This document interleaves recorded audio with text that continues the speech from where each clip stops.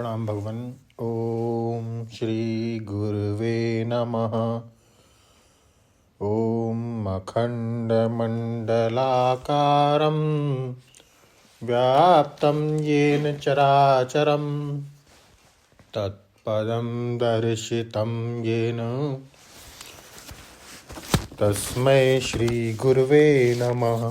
ओम शांति शांति शांति। ओम। ब्रह्म ज्ञान और इसकी साधना द्वारा स्वामी अखंडानंद सरस्वती जी महाराज द्वारा भगवान स्वामी जी भूत भर्तृ च तज्ञेयम की तद्ज्ञेयम वह ज्ञेय क्या है इसकी व्याख्या कर रहे थे। स्वामी जी कहते हैं एतद तद ज्ञेयम, यह रहा वह ज्ञेय, हस्तग्राह्यम इव दर्शयति, ऐसा है कि वह ज्ञेय की चाहो तो मुट्ठी में ले लो। केवल अहंकार न छूटने के कारण ज्ञान एक अनोखे रूप में आपके पीछे खड़ा हो गया। इंद्रियों के द्वारा विषयों का ज्ञान, अंतःकरण की वृत्तियों से ज्ञान और ज्ञान का आश्रय मैं, सबसे बड़ी जड़ता अपने जीवन में अगर कोई आई तो यह है कि मैं ज्ञान का आश्रय हूँ, ज्ञाता हूँ। और ज्ञातापना ऐसा पीछे पड़ गया कि वह ब्रह्म होने नहीं देता।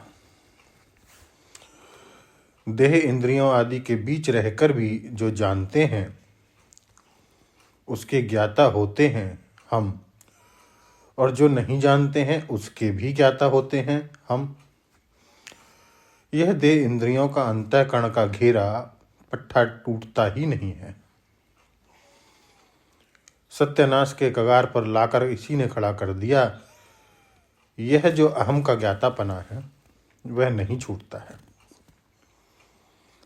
और अपने को जब ज्ञान भी बोलते हैं तो ज्ञाता और ज्ञेय के बीच में जो वृत्ति रूप ज्ञान है उसी को बोलते हैं कि मैं हूँ, कि मैं ज्ञान हूँ, मैं ज्ञान हूँ। तो असल में वृत्ति रूप जो ज्ञान है उससे तादात्म्यपन हो करके अपने को ज्ञाता मानते हैं, अपने को ज्ञान मानते हैं। यह त्रिपुटी वाले ज्ञान को उड़ा दो।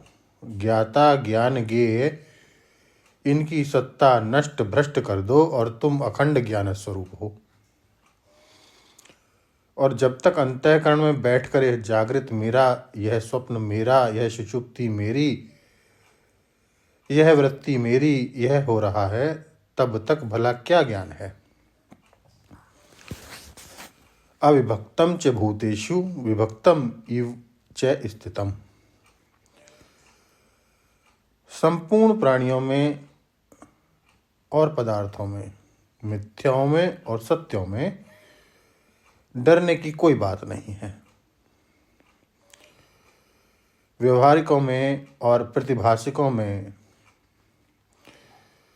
भूत शब्द का अर्थ प्रातिभाषिक और व्यवहारिक दोनों है।